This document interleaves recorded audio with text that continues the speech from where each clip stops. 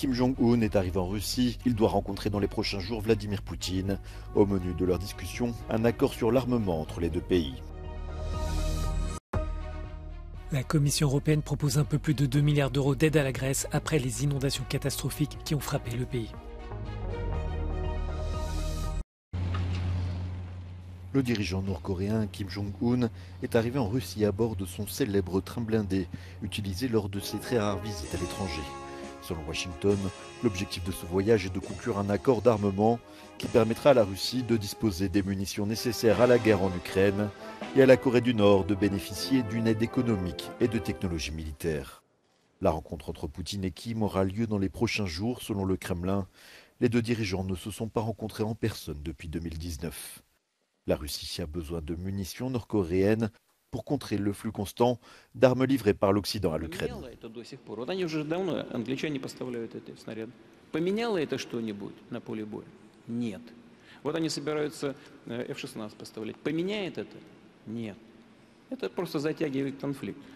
Pékin, soutien traditionnel de Pyongyang, a réagi à ce voyage. Une porte-parole du ministère des Affaires étrangères a assuré que les deux pays approfondissaient leurs échanges et la coopération dans divers domaines.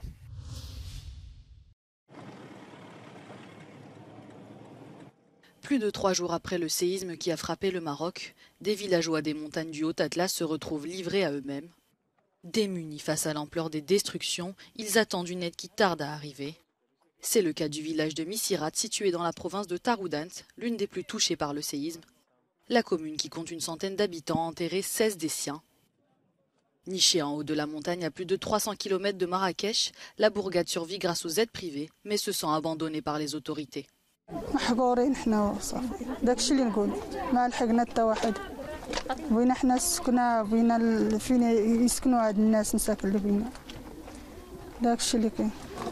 تحفروا الناس ديال الدوار والناس اللي الشباب ديال الدوار والناس الكبار والناس اللي جايين من دواور بعاد شي شويه تعاونوا معاهم وتحفروا غير بالمعدات الادويه. Vendredi soir, le séisme le plus meurtrier dans le royaume depuis plus de 60 ans a fait près de 2900 morts et dévasté des villages entiers de maisons en terre ou en argile. Comme Misirat, de nombreuses communes restent encore enclavées. Les autorités marocaines peinent à accéder à des villages isolés dans les montagnes ou dont les routes ont été coupées.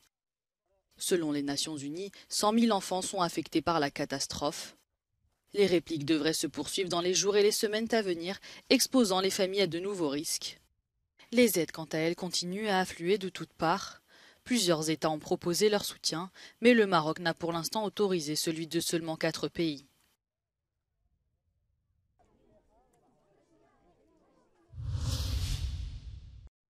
Près de 10 000 personnes ont disparu dans les importantes inondations qui touchent la Libye depuis dimanche. Selon les autorités, au moins 2300 personnes sont mortes, mais ce chiffre risque d'augmenter dans les jours à venir. Ces images, filmées par les habitants de la région, montrent un paysage apocalyptique. Le Croissant Rouge libyen a déclaré que ses équipes avaient du mal à travailler face à l'ampleur de la catastrophe. The challenges are ranging between access to basic health facilities or health services, shelter and shelter management, food and non-food items, first aid, psychosocial support, and restoring family links as well. Last but not least, management of the dead bodies. La tempête Daniel a frappé principalement l'est du pays, notamment les villes côtières de Jabal Akdar, mais également Benghazi où un couvre-feu a été décrété. Une grande partie de la ville de Derna a été rasée par les inondations après la rupture des 2 principaux barrages. La Commission européenne propose un peu plus de 2 milliards d'euros pour aider la Grèce après les inondations qui ont frappé le pays. La présidente de l'institution l'a annoncé mardi après sa rencontre à Strasbourg avec le Premier ministre grec.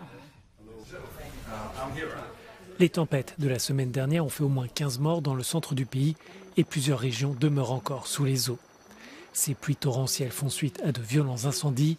Le montant de ces catastrophes naturelles est évalué à plusieurs milliards d'euros. Pour trouver l'argent, l'Union doit agir rapidement et faire preuve de flexibilité. Autrement dit, rediriger les fonds de cohésion, se consacrer à l'agriculture et aux politiques sociales pour aider Athènes. Mais les 27 doivent aussi renflouer le budget de gestion de crise. appelé Fonds de solidarité.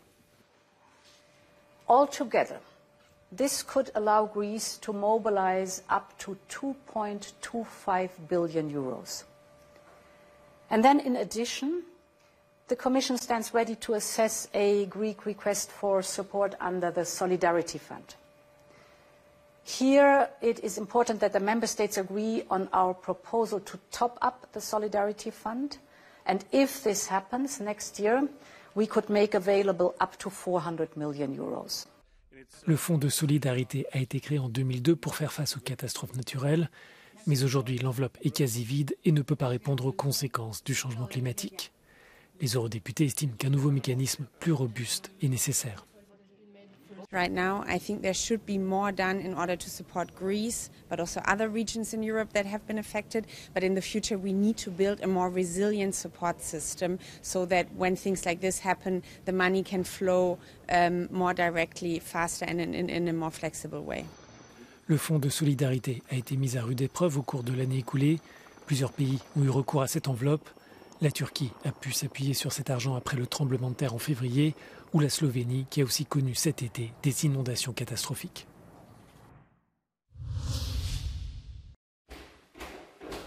Dans ce sac en plastique, il y a une œuvre d'art dont la valeur est estimée entre 3 et 6 millions d'euros. Il s'agit d'un tableau de Van Gogh volé aux Pays-Bas pendant le confinement en 2020. Il a été récupéré par Arthur Brand, détective privé devenu maître dans l'art de retrouver des œuvres d'art volées. Après une longue enquête, il est fier de remettre le tableau au musée.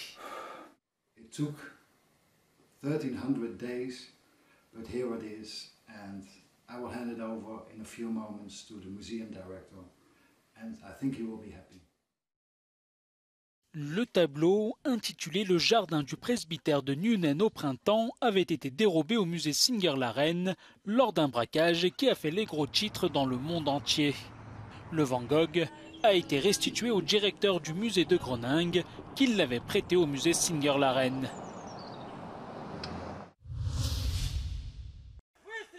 La guerre en Ukraine a bouleversé l'agenda politique de l'Union européenne. Dans ce contexte, le discours sur l'état de l'Union de l'année dernière était fortement consacré au conflit et à ses conséquences. La présidente de la Commission européenne avait annoncé des engagements. Ont-ils été tenus? Voici des éléments de réponse. And I want to make it very clear. The sanctions are here to stay. Ursula von der Leyen a promis des sanctions contre Moscou, parole tenue. Le prix du pétrole russe est plafonné et il est interdit d'exporter vers la Russie des technologies critiques. Mais la guerre fait toujours rage et pour certains analystes, l'Union doit faire davantage. I think what we can and should go further when it comes to the question of actually what it means for Ukraine to enter the European Union, which means that you need to provide a lot more support to Ukraine to be able to prepare itself, plus also to prepare the European Union for enlargement. And that's something where we actually are not progressing. So we have to decouple the dominant influence of gas on the price of electricity. Ce découplage n'a pas eu lieu et la grande réforme du marché de l'électricité proposée par la Commission est toujours en suspens en raison des divergences de vues entre les États membres. Les prix de l'énergie ont tout de même diminué, ce qui a réduit la dépendance au gaz russe. When we look back at last year, there was the energy crisis, a lot of concerns about the price of gas, for instance. And of course, the Commission promised to fight this crisis and to bring prices down. In a way, it was done. Nous devons travailler sans relâche à l'adaptation climatique et faire de la nature notre premier allié. Le pacte vert reste la priorité de la Commission. Elle essaie de pousser l'ambition européenne avec, par exemple, la fin progressive d'ici 2035 de la vente de véhicules à moteur à combustion. Mais une forme de lassitude s'exprime dans certaines capitales et la mise en œuvre de ces textes semble plus difficile. We see that there are increasing discussions as to what should be done, what we can afford, and a lot of political debates about what the trade-offs potentially might be, especially in times in which the economies are under pressure. I want a Europe that manages migration with dignity and respect. Sur la politique migratoire, la Commission a cherché l'équilibre entre solidarité et responsabilité, renforcement des frontières extérieures et partage de l'accueil des migrants. Les 27 se sont entendus sur un compromis, mais il reste du chemin. There is a compromise on the table, but we know that a lot of countries, a lot of governments are not happy because they are frontline countries or because they don't want to have migrants coming to their countries. So it will be difficult to find a solution that satisfies everyone. Lors de son discours mercredi devant le Parlement européen, Ursula von der Leyen devrait faire le point sur les progrès accomplis jusqu'à maintenant. Elle devrait aussi souligner ce qu'elle souhaite compléter d'ici aux élections européennes en juin.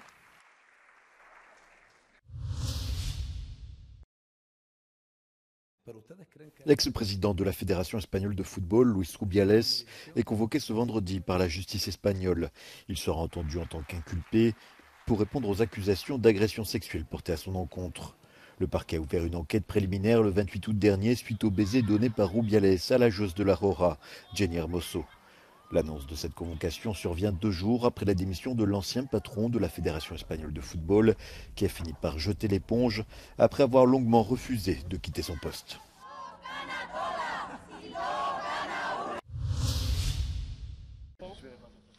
L'Agence internationale pour l'intégrité du tennis a annoncé ce mardi que Simona Halep avait été suspendue 4 ans pour dopage. L'ex numéro 1 mondial aurait commis 2 infractions, la première lors de l'US Open 2022 suite à un contrôle antidopage positif et la deuxième concerne une irrégularité de son passeport biologique. Halep était suspendue provisoirement depuis 11 mois. Ces 4 années de suspension courent ainsi jusqu'au 6 octobre 2026. La détentrice de 2 titres du Grand Chelem peut faire appel de la décision.